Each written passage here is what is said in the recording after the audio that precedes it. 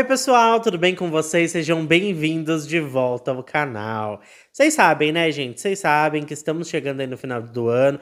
Já pedi para vocês indicações de casos de Natal para eu trazer aqui no Natal, mas eu esqueci de pedir para vocês indicações de casos de Ano Novo que aconteceram aí nas comemorações da virada de ano. Então, se vocês tiverem alguma indicação, deixa aqui nos comentários para mim que eu vou pegar o seu caso e vou trazer aí no Ano Novo, tá? Pode deixar também indicação de caso de Natal, que eu vou compilar todos aqui e trazer para vocês um especial, tanto de Natal como de Ano Novo. Combinado? Antes de contar o caso de hoje para vocês, é lógico que eu preciso lembrar vocês de que se você não é inscrito no canal, já se inscreve e ativa o sininho para não perder as notificações, porque assim, todas as vezes que eu publicar um vídeo novo, o YouTube te avisa e você corre aqui para assistir comigo. Eu te convido também a me seguir nas redes sociais, porque por lá eu tô sempre interagindo com vocês.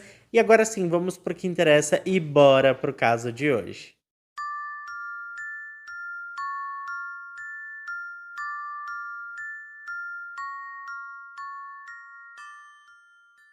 O caso de hoje, gente, vai começar lá em março de 2017 no Peru, um país na América do Sul, vizinho aqui do Brasil, inclusive. Era de manhãzinha, bem cedinho, e o sol mal tinha despontado no horizonte quando um rapaz de 19 anos de idade chamado Luiz Sérgio Ramírez Santos se despediu da sua mãe como fazia todos os dias.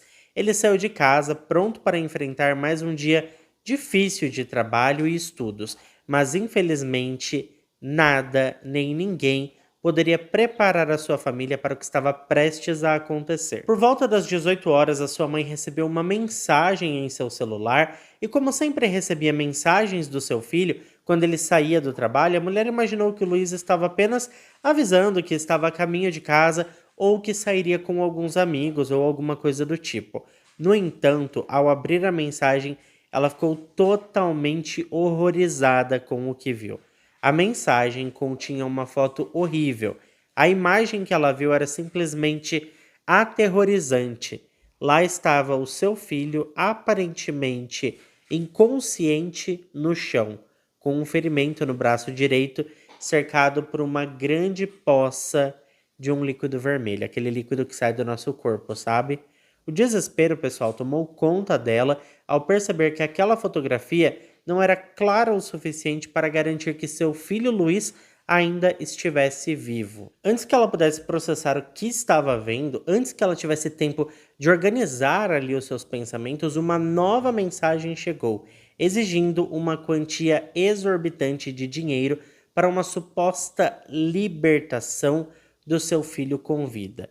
Sem saber o que fazer, a mãe do Luiz contatou o pai do jovem, que era um advogado experiente, e ele imediatamente assumiu o controle da situação. O tempo, pessoal, se arrastava enquanto a família, que obviamente estava extremamente angustiada, aguardava uma resposta positiva, dizendo que o rapaz estava a salvo. Mas essa resposta nunca chegou. E o que começou como apenas mais um dia normal se transformou rapidamente em um pesadelo para a família. E também um caso bizarro que abalou todo o país.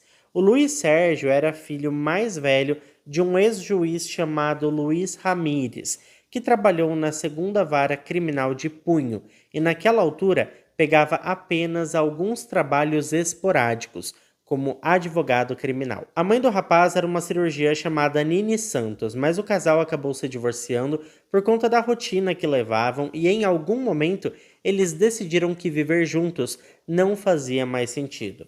Por isso, o Luiz morava com a sua mãe e com o seu irmão mais novo em um apartamento confortável, mas não muito luxuoso. O Luiz Sérgio era conhecido por ser um jovem tranquilo. Ele tinha acabado de se formar no ensino médio e começou a trabalhar por meio período, e no restante do dia ele estudava música, literatura e idiomas na sua universidade. Ele tocava muito bem violão e um pouco de piano, e era realmente muito bom com idiomas. Ele tinha muita facilidade de aprender mais de um idioma ao mesmo tempo e sonhava em dar aulas quando concluísse o seu curso e pegasse o seu diploma universitário. Embora eu tenha dito para vocês no início do vídeo que o caso do Luiz começou em 2017, Para a gente entender direitinho o porquê tudo isso aconteceu, a gente precisa voltar um pouco no tempo, cerca de um ano antes, no ano de 2016, quando o rapaz, que a essa altura tinha acabado de completar 18 anos de idade, decidiu instalar o aplicativo de namoro Tinder em seu celular. Ele estava em busca de uma aventura casual, sabe? Uma diversãozinha assim, algo leve e sem compromisso, e fez questão de deixar isso bem claro no seu perfil do aplicativo. Assim, ele conheceu uma jovem chamada Ana Lúcia Caranza Chiara, que estava com 20 para 21 anos de idade na época. Ela era pouco mais de 2 anos mais velha que ele, mas isso não era um problema, sabe? O fato é que a conexão entre os dois foi instantânea, mas a verdade é que o Luiz nunca poderia imaginar que aquele encontro online mudaria sua vida para sempre. Depois de algumas conversas, os dois decidiram se encontrar pessoalmente. O primeiro encontro aconteceu no Hockey Plaza, que é um shopping localizado a cerca de 1 hora da casa do rapaz. Após esse encontro no shopping, a Ana pediu que ele a acompanhasse até a sua casa em San Juan de Larigancho, e daria mais ou menos mais 1 outra hora de viagem. Ao chegarem lá, a Ana deixou claro que não estava para brincadeira e fez logo um convite sedutor para o Luiz. Ela queria que ele entrasse e mostrasse do que era capaz, se é que vocês me entendem. Os dois então tiveram um momento íntimo cheio de empolgação, com gritos, puxões de cabelo, tapa na cara, soco na costela, pé da cama quebrando, enfim, uma loucura mesmo, daqueles negócios assim que vocês não têm noção. Mas a verdade, gente, é que apesar de ter se divertido bastante, o Luiz já tinha deixado claro as suas intenções, muito bem esclarecidas no Tinder, e não estava mesmo a fim de nada sério, e nem queria prolongar aquela relação, ele só queria mesmo lá um pega pra capar, sabe? O que ele não sabia era que a Ana tinha outros planos em mente. Desiludida com a recusa do Luiz em se comprometer com ela não desistiu, viu? A jovem passou um ano inteirinho insistindo até conseguir um segundo encontro. Curiosamente, ela já estava em um relacionamento sério com outro homem, um rapaz chamado Anibal Augusto Chalco, de 21 anos de idade, que ela também tinha conhecido no Tinder. Ou seja, ela já estava namorando sério com o Anibal, mas não conseguia esquecer o que tinha feito com o Luiz naquela noite de amor selvagem, que ocorreu quase um ano atrás. Ela estava apaixonada mesmo pelo momento íntimo que eles tiveram, que foi bem, vocês sabem, né? Marcante. Bom, gente, mas como eu ia dizendo, o Luiz acabou cedendo e concordou em se encontrar com a Ana mais uma vez. Ele novamente esclareceu que não queria namorar, não queria nada sério e estava indo ao encontro apenas para deixar as coisas acertadas. Na cabeça dele, seria apenas uma despedida amigável. Ele não fazia ideia que a Ana tinha outros planos bem sinistros, para dizer assim o mínimo. Vocês vão entender do que eu tô falando, tá? Dessa vez, gente, a Ana convenceu o rapaz a encontrá-la em sua casa. Ela garantiu que os dois poderiam apenas conversar, assistir alguma coisa, tomar um café ou qualquer coisa que o rapaz quisesse fazer. Sem pressão, sabe? Bem relax assim. Ao chegar na casa da Ana, a música estava alta e as portas fechadas, mas nada parecia suspeito. E ao notar que a porta estava destrancada, o rapaz anunciou que tinha chegado e foi logo entrando. O rapaz procurou pela jovem e quando entrou no quarto dela, deu de cara com o Anibal, um homem que ele nunca tinha visto antes e que segurava uma espada japonesa. Os detalhes do que se seguiu são assim de cortar o coração.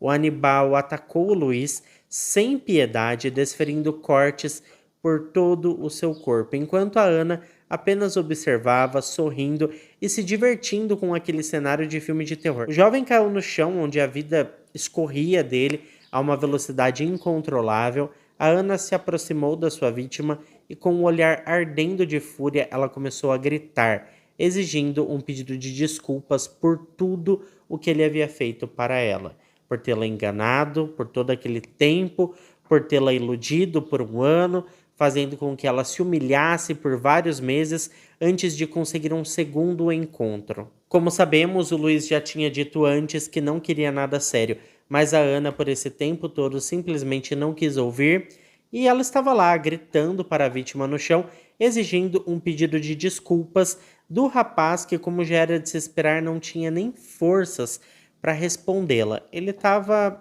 morrendo, gente. Ele mal conseguia respirar direito. Ao perceber que ele não tinha como se comunicar e que o ferimento em seu braço estava bastante profundo, a Ana rapidamente improvisou um torniquete no braço ferido da vítima, tentando conter a hemorragia e evitar que o Luiz desmaiasse. E para deixar aquilo tudo ainda mais grotesco, a própria Ana pegou a espada das mãos do namorado e começou a maltratar o rapaz, que a essa altura já nem tinha forças mais para tentar se defender. Os vizinhos que foram ouvidos mais tarde e que perceberam a movimentação estranha comentavam com os policiais que o Luiz em nenhum momento tentou se defender dos seus agressores. Eles ouviram apenas a Ana e o Anibal falando coisas horríveis com o rapaz. Uma vizinha chegou a dizer que ouviu o Luiz dizendo apenas que queria morrer logo, que queria que tudo aquilo acabasse logo, sabe? Para ele era melhor morrer do que ficar sofrendo daquele jeito. Essa mesma vizinha que morava sozinha ligou para sua filha, que estava em outro estado, perguntando o que deveria fazer, se deveria chamar a polícia, mas a sua filha a aconselhou a não se envolver em brigas de vizinhos. Porque como ela era de idade e morava sozinha, a mulher aconselhou sua mãe a trancar a porta e ficar quieta dentro de casa. E foi no momento em que o Luiz disse que queria que aquilo tudo acabasse logo que a Ana abriu o torniquete com uma tesoura e deixou que o sangue escorresse livremente. De forma macabra, ela pegou um recipiente e começou a coletar todo aquele líquido que jorrava do ferimento, dizendo que usaria o material em algum experimento mais tarde. O desespero do Luiz parecia ter se transformado em total, assim, indiferença. Ele já não se importava mais com qual seria o seu destino, ele estava totalmente entregue a tudo que estava acontecendo.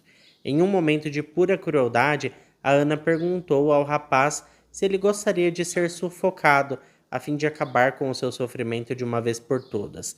Para surpresa dela, ele respondeu que sim.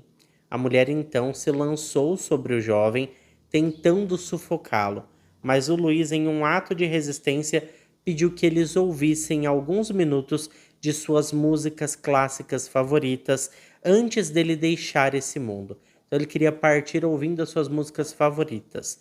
Alguns vizinhos testemunharam que de repente os gritos foram substituídos por uma conhecida sinfonia do Beethoven, e assim que a música acabou, um silêncio ensurdecedor tomou conta de tudo. O que ocorre é que quando a música cessou, a Ana apertou uma corda ao redor do pescoço do Luiz e finalmente o jovem não resistiu mais ao sofrimento e sucumbiu. Após a morte, a Ana começou a arrumar o corpo, cobrindo-o com sacos, trapos e cobertores, e com a ajuda do Anibal, ela despachou o pacote em um táxi, abandonando-o na Avenida Constelación, bem no centro de San Juan de Lurigancho. Os vizinhos incrédulos assistiram à cena do casal colocando um saco no bagageiro de um táxi e indo embora, e logo acionaram as autoridades. Ninguém poderia imaginar até onde essa história chegaria, mas chegou bem longe, viu? Depois de se livrarem do corpo, o casal começou a extorquir os pais do Luiz, exigindo dinheiro para que pudessem libertar o rapaz com vida. Quando o pai do Luiz assumiu o caso, ele disse que não daria nenhum dinheiro, e foi então que o casal enviou um vídeo que eles tinham filmado do rapaz enquanto ele ainda estava vivo e todo machucado e se despedia da sua família. O casal escreveu na mensagem que se os pais do rapaz não enviassem o dinheiro, o jovem iria perder a sua vida. O pai do rapaz então decidiu enviar uma parte da quantia solicitada, sem saber que a essa altura, na verdade, seu filho já estava sem vida. A angústia da família era palpável, porque mesmo após pagarem uma parte do resgate, as notícias sobre o Luiz não apareciam. 3 horas depois, uma nova mensagem surgiu no grupo de amigos do Luiz, supostamente escrita por ele, alegando que estava sendo mantido em um furgão após um encontro com uma garota de 13 anos. Em seguida, apenas para se divertir com a situação, o casal enviou uma imagem do Luiz inconsciente no chão. Assim que receberam o dinheiro do resgate, o casal foi a um shopping gastando o dinheiro em comida e jogos. Isso só deixava claro a monstruosidade da ação dos dois, sabe? Enquanto isso, uma outra chamada de emergência foi feita para a polícia, além da chamada dos vizinhos da Ana, tá? Essa segunda chamada, pessoal, se tratava de uma denúncia de um pacote suspeito jogado na rua bem no centro da cidade. Ao abrirem o saco, os policiais que atenderam a ocorrência encontraram o corpo do Luiz Ramírez Santos em posição fetal, com todos aqueles cortes profundos e também com até alguns membros arrancados. Obviamente, a notícia da descoberta devastou a família que sonhava em localizar o filho vivo. As investigações iniciais apontaram um sequestro que havia saído do controle, um plano de extorsão que terminou em tragédia. Desde o início, havia uma sombra pairando sobre esse caso e as pessoas tentavam entender o que era aquilo, porque não fazia sentido a história do sequestro, sabe? A possibilidade de que o assassinato estivesse intimamente ligado ao passado do pai da vítima, que era um ex-juiz que não tinha medo de colocar criminosos perigosos atrás das grades, estava assim borbulhando. Todo mundo achava que podia ser algum tipo de vingança, principalmente porque, né, juiz, prendeu muita gente, é complicado, a gente entende. Mas enquanto isso, as autoridades mergulhavam em uma investigação profunda e a família do Luiz se despedia dele na paróquia de San Antônio de Pádua, em Jesus Maria, onde seu corpo mais tarde foi enterrado no cemitério de Lurim. A polícia estava bastante empenhada em solucionar esse caso e, com a ajuda das câmeras de segurança, começaram a desvendar os mistérios que cercavam a morte do Luiz. E com isso, nas primeiras horas do dia 16 de março de 2017, a justiça começou a se mover, começou ali a se movimentar, e a Ana Carranza foi capturada em sua casa.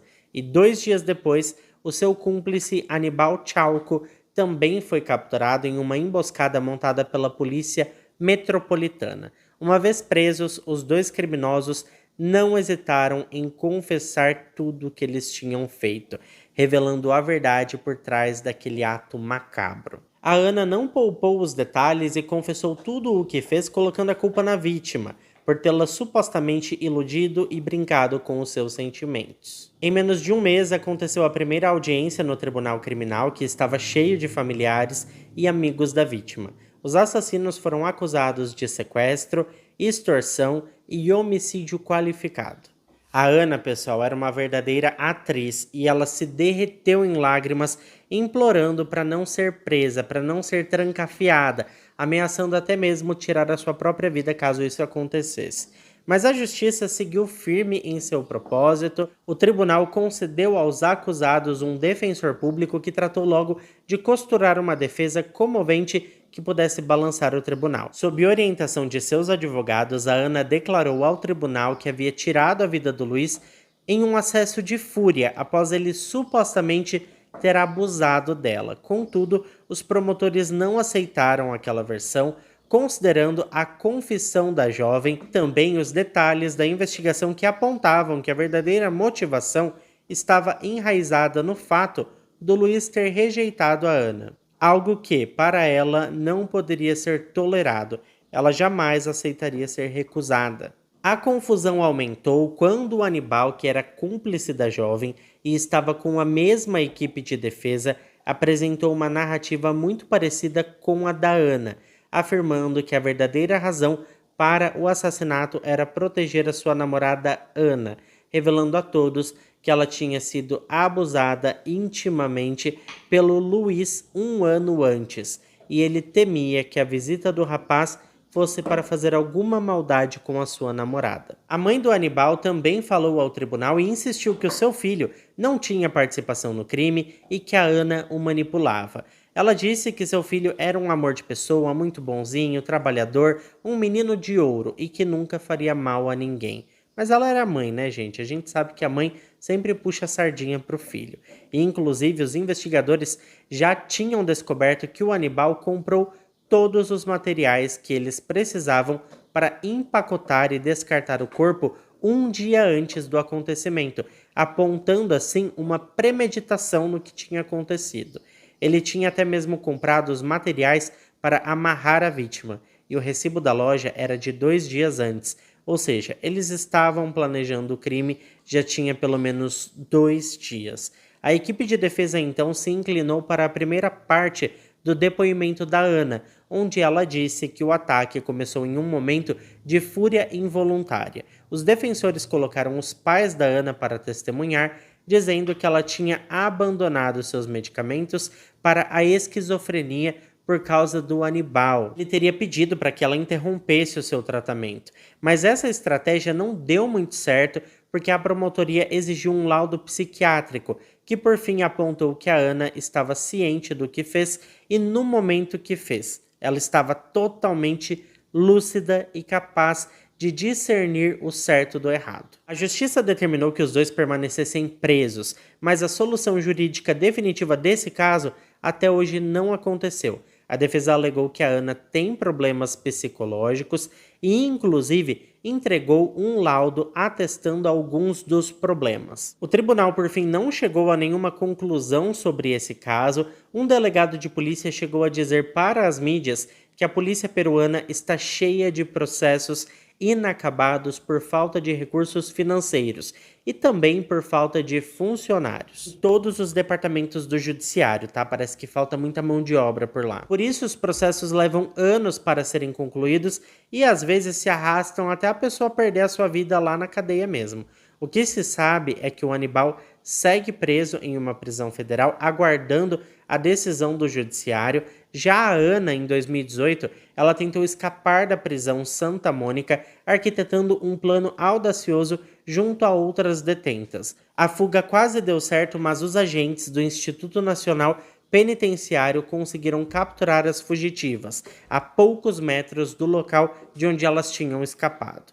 Após essa tentativa, a Ana e outras detentas foram transferidas para a Penitenciária de Segurança Máxima de Concepción de Junín, situada a impressionantes 3.283 metros acima do nível do mar. E é claro que eu quero saber o que vocês acham sobre tudo isso. Já faz quase 8 anos, gente, que esse crime ocorreu e a justiça peruana não conseguiu decidir ainda qual será a sentença da Ana e do Aníbal. Mas me diga você, qual sentença você acha que seria justa para esses dois monstros que acabaram, com a vida de um menino que tinha um futuro brilhante pela frente? Eu fico um pouco tranquilo de saber que pelo menos eles estão aguardando, a audiência de sentença presos e não corre o risco de fazerem mal a nenhuma outra pessoa.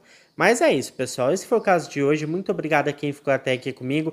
Se ficou até aqui, não esquece de deixar o seu like, que ajuda muito na divulgação do canal. Eu fico por aqui, um beijo para todos vocês e até o próximo vídeo.